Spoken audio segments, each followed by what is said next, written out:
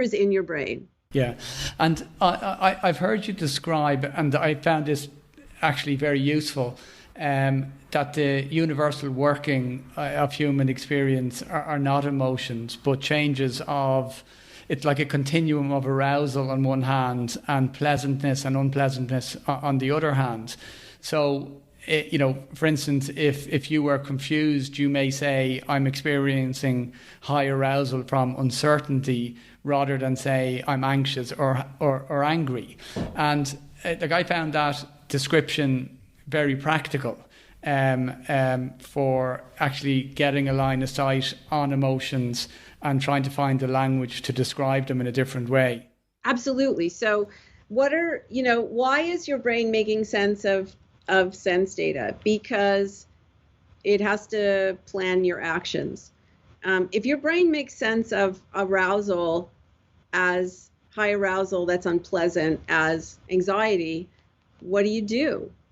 You freeze. You're vigilant. Maybe you withdraw. If you understand that primarily where arousal comes from is when you're expending effort, either because you're moving your body in a effortful way, like when you're exercising, or when your brain is learning something new, which turns out is very expensive and effortful. And in moments where your brain can't predict very well, or where there's a lot of uncertainty or ambiguity, you're going to be experiencing a lot of arousal because your brain is secreting chemicals that is attempting to make it easier for your brain to learn what's going on so that it can predict better in the future. And if you understand that, then you can,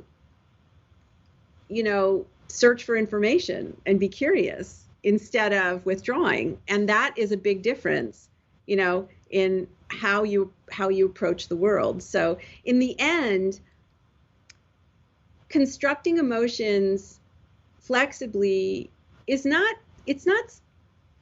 so that you'll feel better. It's that so that your brain will regulate your body more efficiently, will plan your actions more effectively, which in the long run will make you feel better. Yes, yeah.